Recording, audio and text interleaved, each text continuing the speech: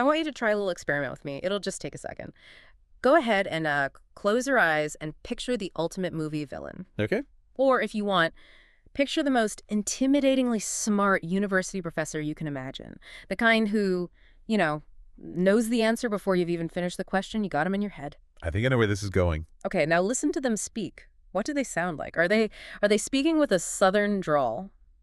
Probably not. A flat Midwestern tone? Or is it something else? Something crisp, something clipped, something British?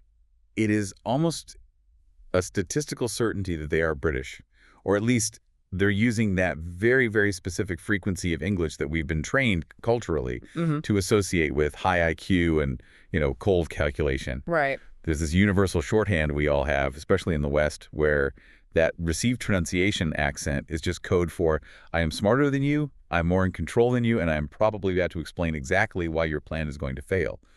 Exactly. It is the soundtrack of authority. It's the sound of the empire. I mean, quite literally. It is.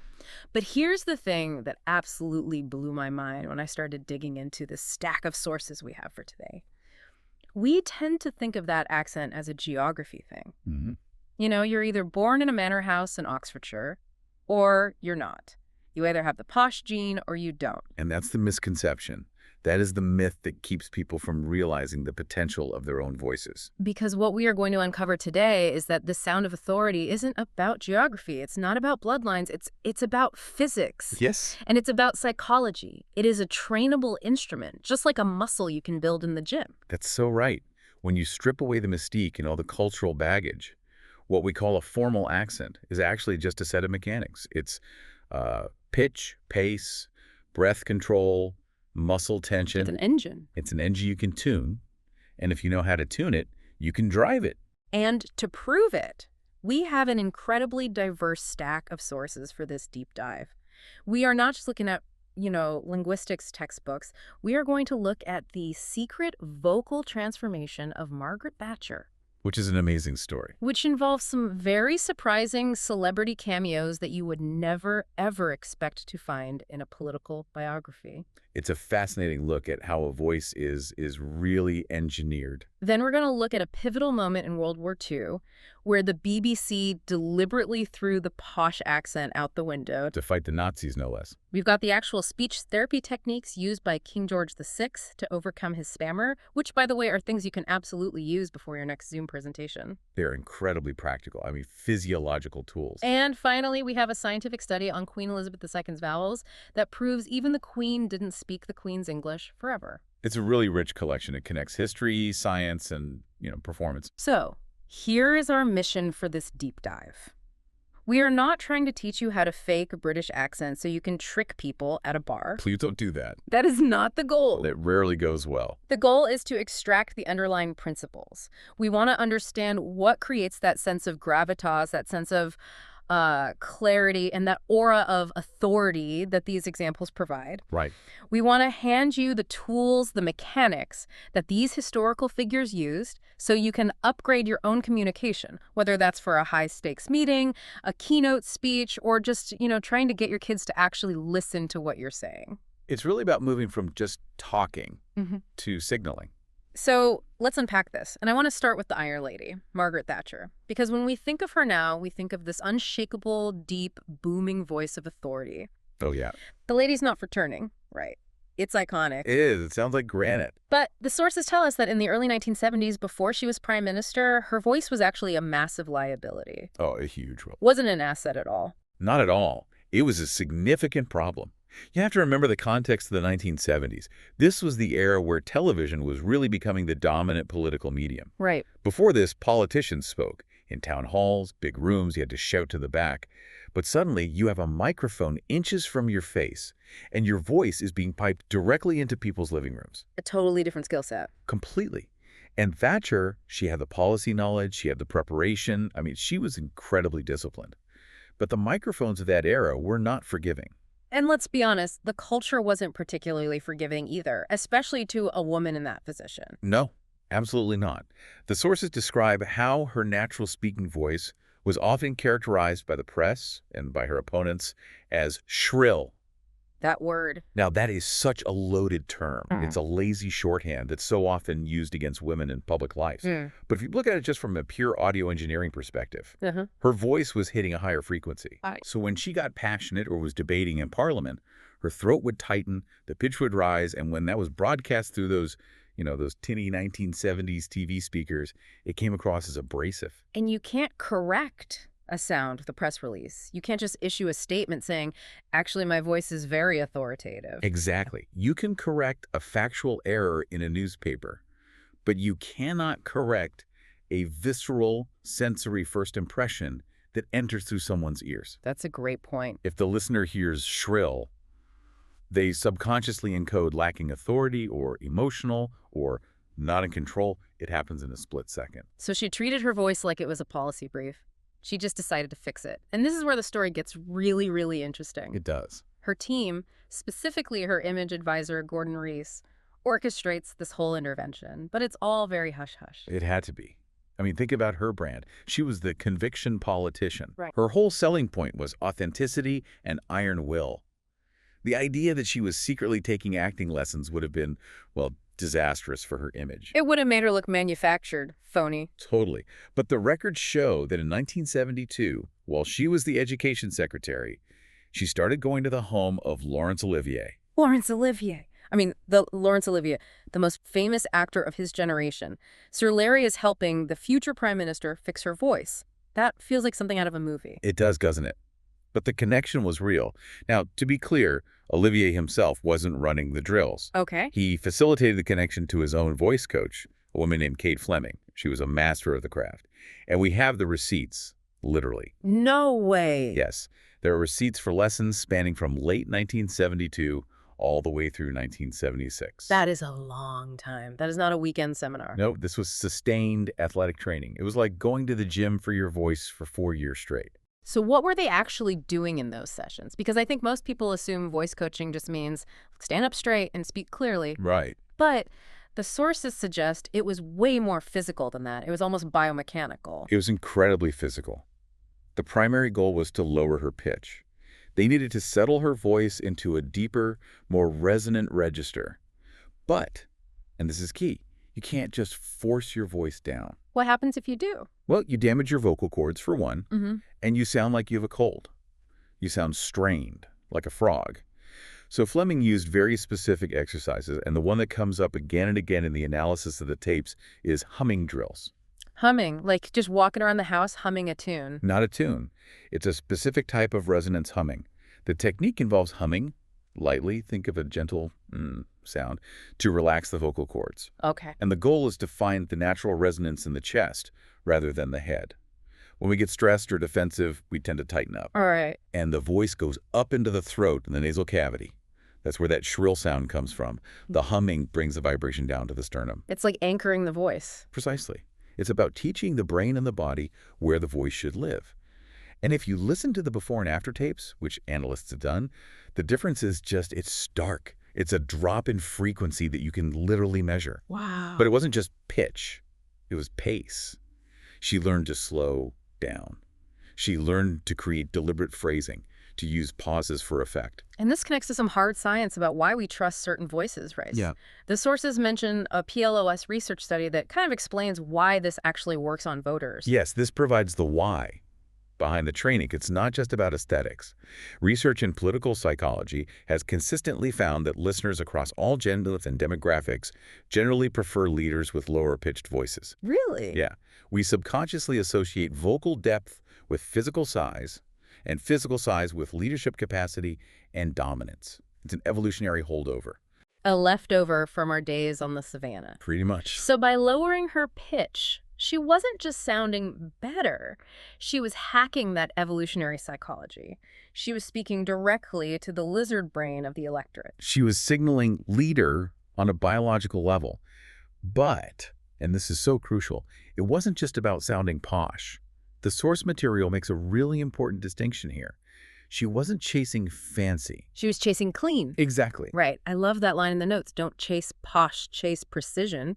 That is the actionable takeaway for you listening. If you try to sound fancy or you try to put on some kind of affectation, you usually just end up sounding inauthentic. Or worse, condescending. Yes, but if you look at what Thatcher actually did, clearer consonants, deliberate pauses, slowing down at the ends of sentences, those are tools of clarity. Let's talk about that slowing down at the ends bit, because I feel like I do the exact opposite. When I'm nervous, I speed up at the end of a sentence just to get it over with. It's like I'm running away from the period. That is the most common nervous tell in the world. You rush the finish line, and it signals, I don't think you want to hear this, so I'll be quick and get out of your way. Which is the opposite of authority. The absolute opposite. Authority says, this sentence ends when I say it ends. By slowing down those final few words, you signal confidence in your own message. You force the listener to wait for your conclusion. So the Thatcher transformation wasn't magic. It wasn't a personality transplant. It was humming drills and slowing down. It was rigorous application of mechanics. Mechanics over mystique. That's it. Okay, so we've established that the formal style, that RP, authoritative sound, is powerful. I mean, it wins elections, it signals leadership. So the logical conclusion would be everyone should use it all the time, right? If you want to be taken seriously, you should sound like a BBC newsreader from 1950. You would think so. That seems like the logical maximization of the strategy. But that brings us right to the pickles exception. I love this story. It sounds like a made-up name from a novel, but it's real. Oh, very real. Wilfred Pickles, a man who changed broadcasting history. Okay, so take us back. 1941. The BBC. This is the ultimate fortress of the received pronunciation accent. The absolute fortress. The BBC in 1941 was the voice of the nation. And that voice was exclusively, rigorously formal. It was the standard English that projected stability and institutional power. No regional accents. Never. You just didn't hear them on the news. It simply wasn't done. But the UK was at war, and there was a very specific problem involving propaganda. The Nazis. The Nazis. Yeah. German propagandists were actually quite good at mimicking the upper-class British accent.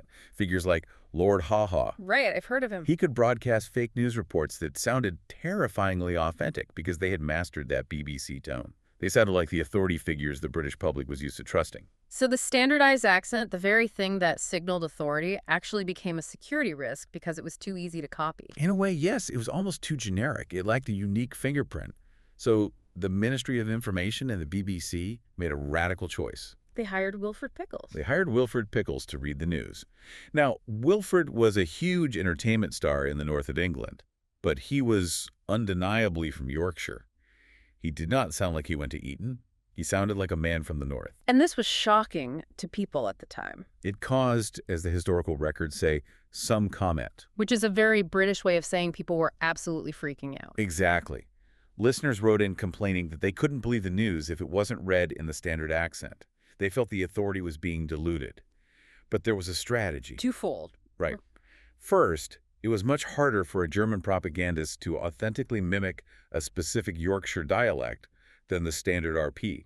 It acted as a kind of audio watermark. It's authentic validation. You couldn't fake the funk. You couldn't.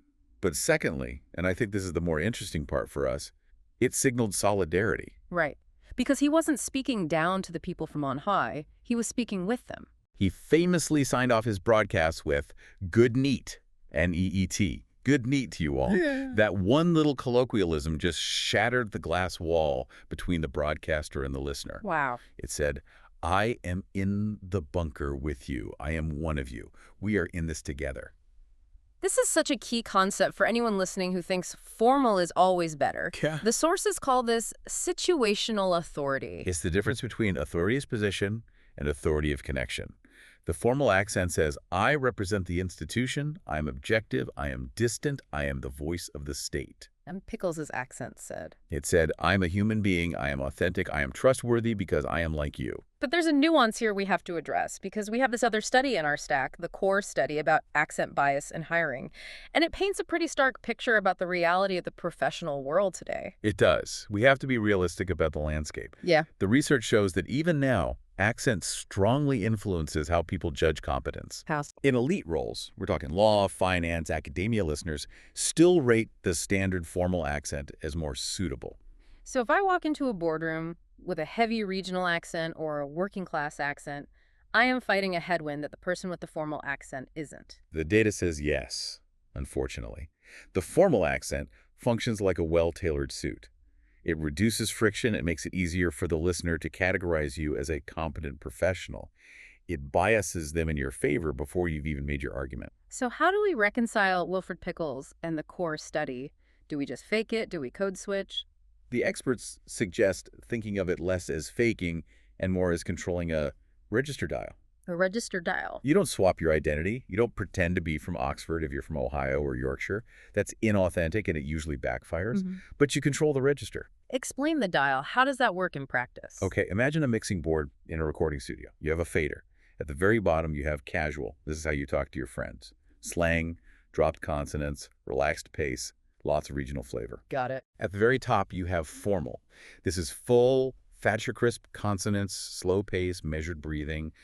And somewhere in the middle is neutral, which is kind of your home base for work. So the goal isn't to be British. The goal is to be able to turn the dial up to formal when the stakes are high. Exactly. When you are opening the presentation, when you are stating the quarterly numbers, when you are delivering the bad news, you turn the dial up to formal. You polish the consonants. You slow down. You borrow the mechanics of the formal accent without stealing the identity. You use the tool of precision. Right. And then when you get to the Q&A, or you're just chatting before the meeting starts, you turn it back down toward Pickles. You show the warmth. You build rapport. Because if you stay in formal mode 100% of the time, you seem robotic. You seem robotic or distant or like you're performing a role. The most effective communicators are the ones who can slide that fader up and down depending on what the room needs. They use formality for authority and naturalism for connection. That distinction between polishing pronunciation for clarity versus deceiving people about your identity, that is huge. It's everything. It's about being effective, not being fake. It is. A formal accent or register should be about respecting the listener by making yourself as clear as possible. It shouldn't be about tricking them into thinking you're an aristocrat. It's about ensuring your message has the best possible vehicle to reach them. Okay, so we've got the pitch and pace from Thatcher. We've got the situational awareness from Pickles. But now I want to get under the hood. Because you can have the best intentions in the world. You can know exactly where to set the dial. But if your body betrays you, none of this works. This is the engine room. If the machinery seizes up, the car doesn't move. And to discuss the engine, we have to talk about a king. King George VI. And specifically, one day, September 3rd, 1939. The day Britain declares war on Germany. The stakes here are just. They're unimaginable. The king has to speak to the empire. He has to be the symbol of stability and resolve as the entire world is falling apart. But he has a severe stammer. He has lived his whole life terrified of public speaking. It's the ultimate nightmare scenario. The one single moment where the country needs a voice of steel and the man at the microphone is terrified his voice will fail completely. And for him, failure wasn't just a stumble, it was silence. What do you mean? His stammer was a blockage, his diaphragm would freeze, his jaw would lock, and the words simply wouldn't come out. And he didn't go to a traditional doctor for this. He went to Lionel Logue, an Australian speech therapist. Though he called himself a speech defect specialist, he was a total outsider to the royal circles. He operated out of Harley Street, but his methods were considered very unorthodox. And they'd been working together for a while at this point. Yeah, since 1926, long before the war. And Logue's approach was radical because it wasn't medical in the traditional sense. It was athletic. Athletic, like sports training. Exactly like sports training. He treated speech as a physical act, a motor skill. He realized that the king's stammer was made so much worse by tension. When the king got nervous, his body tried to help by tightening up.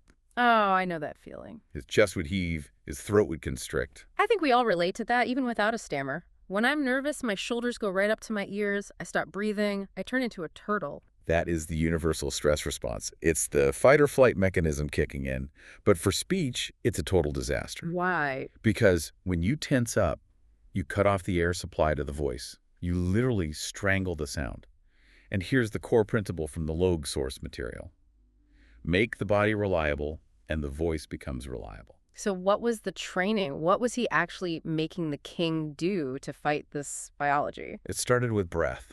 But not just take a deep breath. That's usually bad advice. It was about low rib breathing. Okay, walk us through that, because I've heard breathe from the diaphragm a million times, but I'm never quite sure if I'm doing it right. So, most of us, when we're told to take a deep breath, especially when we are stressed, we heave our chest and shoulders up. Try it now. Take a big breath. Inhales sharply. Yeah, my shoulders just went up 3 inches. Everything feels tight up here. Exactly. And that actually increases tension in the neck and throat. It crowds the larynx. It's the opposite of what you want. Logue taught the king to inhale so that the lower ribs expanded outwards to the sides and back. The shoulders stay completely down. So it's invisible breathing almost. You're expanding horizontally, not vertically. It's supported breathing. Think of your torso as a cylinder. You want to expand the bottom of the cylinder. This creates a stable column of pressurized air that can support the voice. And the expert analysis tells us that formality and authority are built on this support. If you don't have the air, you have to squeeze the throat muscles to get the sound out. And that creates that tight, nervous, high-pitched sound. Exactly. If you have the air, the voice can just ride on it effortlessly. The other tool mentioned in the notes is something called sentence legs. I love this image. It's a great visualization, isn't it? The idea is that you have to commit to landing the final word of the sentence with energy. You treat the sentence like a bridge. You have to get all the way to the other side. Okay. Logue realized the king would often panic halfway through a sentence, anticipating a difficult word, and all the energy would just drop out. Because, again, that nervous habit is to bail out early. Precisely. Logue drilled the king on maintaining the energy all the way to the period. Yeah. This is so crucial for that formal sound we discussed earlier.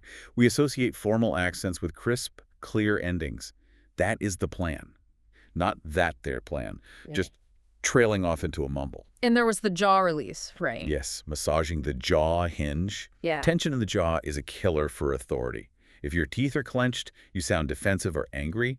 Logue would have the king physically relax that hinge so the sound could come out openly and freely. So if we look at that famous wartime broadcast, the king didn't suddenly wake up cured of his stammer. It wasn't a miracle. Not at all. No. If you listen to the recording, you can hear him working. You can hear the pauses. You can hear the deliberate pacing.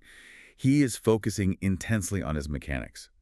But here is the genius of it that became the style. What do you mean? The pauses he took to manage his breath and his tension were interpreted by the audience as gravitas. That is such a cool reframe. The coping mechanism became the feature. That's the lesson. He turned a liability into a style of authority. He wasn't pretending to be relaxed. He was managing his tension with extreme skill. And in doing so, he sounded more kingly than ever. So for the listener, the learner tuning in right now, if you have a big presentation coming up and you're feeling that tightness, the answer isn't try to sound smarter. The answer is check your ribs. Correct. Expand the ribs, drop the jaw, land the end of the sentence. Formality isn't an accent you put on, it's a control you build in. Formality is control you build in. Yeah. I'm writing that down. That's the tweet right there. It really is the engine under the hood. Okay, we have one final stop on this tour, and it brings us to more modern times and back to the ultimate symbol of Britishness, the Queen. Queen Elizabeth II. The standard bearer. I mean, for decades, her voice was the reference point for standard English. It was the gold standard. Now, I assumed, and I think everyone assumes, that the Queen's accent was a rock, unchanging, fixed. She is the Queen. She defines the standard doesn't define her. That's the logical assumption. But a group of scientists at Macquarie University researchers named Harrington, Palethorpe, and Watson decided to test that assumption. Okay. They asked a really simple scientific question. Does the Queen always sound like the Queen? How do you even test that? Do you just listen to hours and hours of tapes? Well, they had a perfect data set, the annual Christmas broadcast. Of course. Every year, for decades, the Queen sat in front of a microphone and gave a formal address to the Commonwealth. Same context, same speaker, same level of formality, just different years. So they analyzed the acoustics of her vowels from the 1950s and compared them directly to the 1980s. And what was the result? And she drifted. She drifted. What does that mean? She drifted significantly. The study, which was so significant it was published in the journal Nature in 2000, showed that her accent moved toward the broader community. The vowels of the 1950s, which were extremely clipped, very glass-shattering upper crest, Right. they softened. By the 1980s, she sounded much more like a standard Southern British speaker than her younger self did. So even the Queen stopped speaking the Queen's English of the 1950s. Exactly. She was influenced by the world around her. Even though she was isolated in a palace, the changes in the broader language seeped in. What does that tell us about accents? Because I think we tend to view them as these statues. I want to learn the British accent, as if it's one static thing on a museum shelf. It tells us that accents are ecosystems, not statues.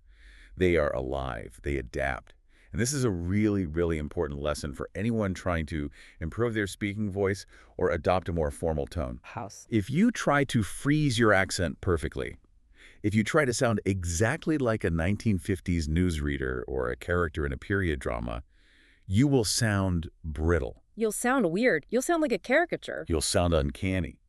Because real human voices have what the experts call adaptive edges. Yeah. The Queen kept the core of her formal style, the clarity, the pace, the dignity.